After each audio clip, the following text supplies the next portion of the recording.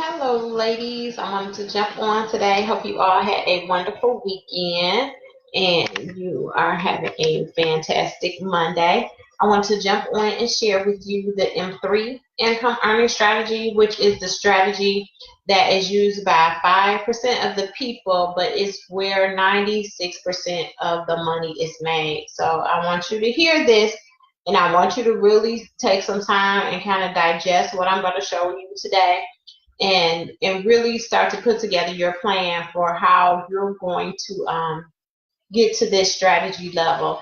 And basically, the thing is, the difference between the rich and the poor is just really your mindset, your habits that you've developed. And most people think it is hard to go from, struggling to make ends meet to really thriving financially. But it's just a matter of your decision. It's really a matter of decision. So if last week, remember, we talked about 5, 15, and 80. We talked about the 80 and the 15. And today we're talking about the 5% of the people. So the M3 income earning strategy is where you leverage your time by having multiple sources of income. And I'm going to break this down for the employee and the entrepreneur today. So those of you who are entrepreneurs, you can see how this one really works for you because you have your income coming in from your business, and then how that income should be divided up once it comes in. So basically, for those of you who are employees of a company, you have your income come in. And then what I have trademarked it as, basically I will show you, is what I call the wealth strategy. And the W is for what you need to live.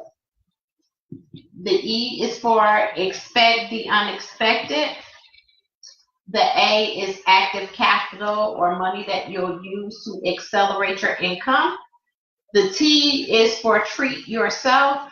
And the H, hopefully you ladies can see that very well. The H is for helping others. So what do you need to live? 50% of your income should be in this category. What do you need to live? Then when you expect the unexpected, 10% of your income should go here. This is to save for an emergency. If the car breaks down, you need new brakes. If the water heater goes out, you need to fix the roof. Some of those things that are unexpected when they happen, but we know nothing lasts forever. So at some point, those things will break down. The refrigerator is going to go out, the stove is going to go out. So we can expect those things to happen so we can best prepare for them as much as possible. So expect the unexpected, that's 10%. And also in this category for expect the unexpected is also where you should have your life insurance. So if you don't have life insurance, ladies, please get life insurance. As a rule of thumb, I like to say 10 times your income, but get life insurance, especially if you have children. Life insurance, you need life insurance. And we'll talk maybe later on down the week the difference between term and whole life and what are the benefits of each one, but you need life insurance. A is for active capital, or the money you're going to use to accelerate your income. That is 10%. And when I say accelerate your income, this is money that you're going to put aside to invest in a coach like me, or if you want to purchase a franchise, you want to start your own business, if you have a side hustle and you want to grow that money comes out of your active capital reserve account.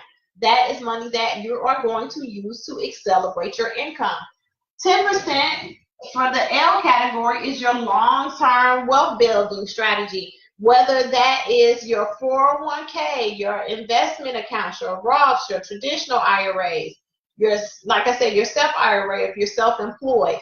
If you want to purchase a piece of real estate and use that as your long-term wealth building strategy, and I won't get into the pros and cons of having a 401k and what's the difference in why you should have it or why you should not, and if you should invest in your company's match. If your company is matching, I think you should, but that's another topic for another day. The T is to treat yourself. Now, most times when we create our spending plan, we spend more time treating ourselves or just struggling just to keep the lights on, that we don't really factor in a category to treat ourselves. If you work hard, ladies, I think you should play hard and you should enjoy your income and enjoy your life. So 10% of your income should go to treating yourself. If that's to go to the spa, if you want to get your hair and nails done, if you want to buy a new dress, if you see a bad pair of shoes that you want to get, you should be able to do those things. So treat yourself. 10% of your income. If you want to go to a concert or vacation with your friends, your family, whatever, 10% of your income should be going to that. The last 10% is to help others. Now, whether that's to give money to your church, your synagogue, your favorite nonprofit, whatever your passion project is. Like I told you all before, I love to contribute to the Unstoppable Foundation. That is one of, besides my church, that's one of the charities that I like, or nonprofit agencies that I like to give money to, because I love the phenomenal work that they are doing. So helping others, and I want to stress, I can't stress this enough, that this is just creating a new habit. There is nothing strenuous, there is nothing hard about putting this plan into place. It's just a matter of being disciplined, staying focused, staying disciplined, and continuing in your new habit. We're used to spending all that we have coming in, but to set up these key categories, it's not hard to set up and not hard to keep going. So I'm going to erase this, and I'm going to show those who are self-employed. We're going to talk a little bit about how your income should be spread out. I guess I could have left that up. Just wrote on the side a little bit, but we'll just. Hope you ladies are getting something out of this, what I've shared with you the last few weeks about the different income earning strategies. Like I said, we know what's easy to do is also easy not to do, right? So there was nothing hard about putting that structure and plan in place when it comes to managing your money. But just like I'm on this live now, only 5% of people handle their money this way. And that means only 5% of you probably will even take what I showed you today and really put it into practice. I hope more than 5% would do it, but the numbers don't lie.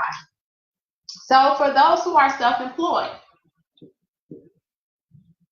oh, my board is still a little wet. So let me get another marker.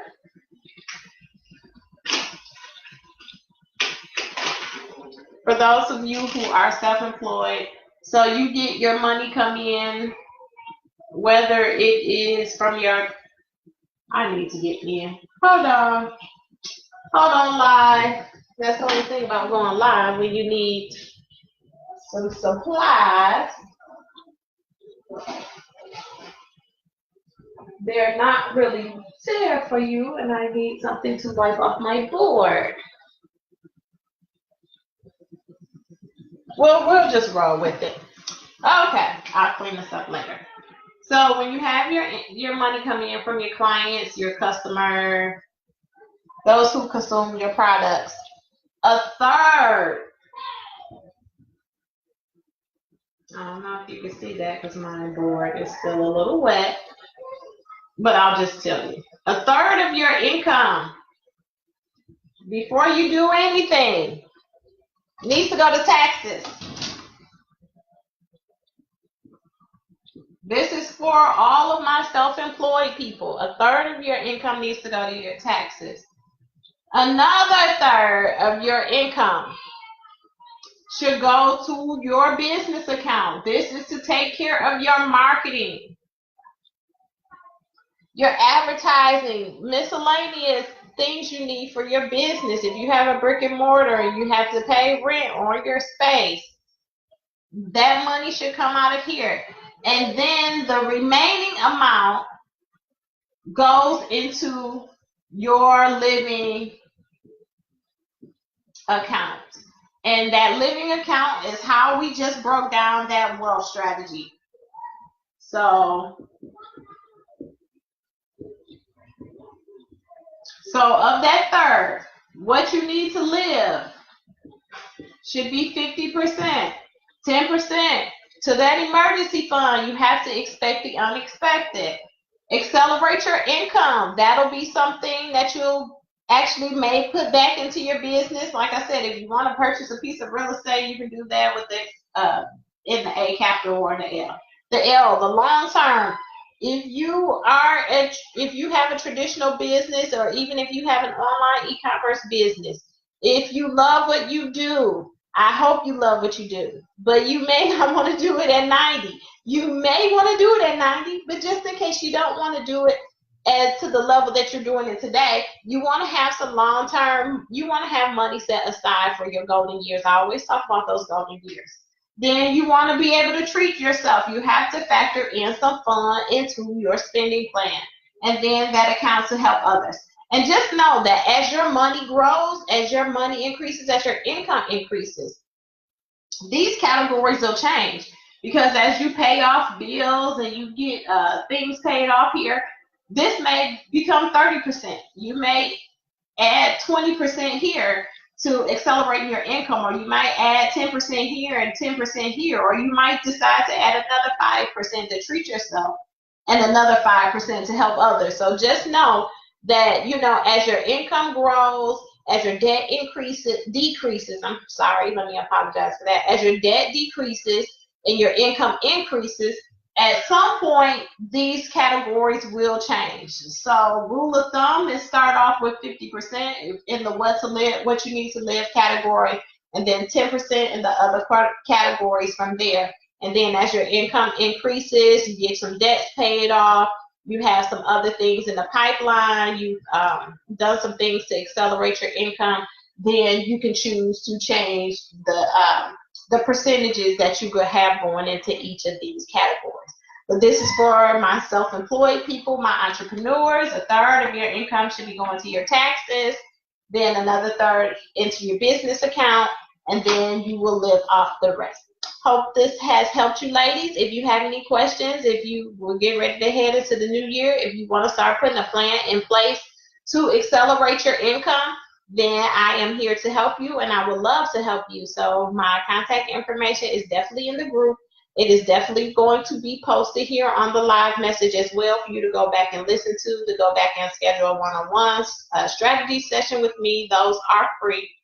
And we'll talk more about how we're going to increase our money. I hope for you ladies who, we didn't have the book club on Sunday, but for you ladies who have joined the book club the last couple of weeks, hope you have been enjoying The Richest Man in Babylon. This is absolutely one of my favorite books for personal and financial freedom. So if you are new to the group and you're new to watching me and you haven't heard me talk about The Richest Man in Babylon, it's actually one of my very favorite books. And it's one of the books that I followed when I was on my path to get out of debt 10 years ago. And I followed the strategies in this book, and it has done tremendous. It's been a tremendous benefit in my life. I try and read it every year. I'm going on Sundays at 5 o'clock Eastern Standard Time. We are breaking down this book. So if you're not part of the book club discussion, just check the link in the events section of the group here and sign up for next Sunday. And we'll continue. We're almost at the end of the book though, so we'll continue breaking down The Richest Man in Babylon, one of my absolute favorite books on creating wealth. So that's that for you ladies. I hope you got tremendous value out of this live today. If you have any questions, comments, or want to shoot me a message, feel free to do so. Drop also in the comments what you learned or got or received that was an added value to you from this lesson today. All right, ladies, have a good one.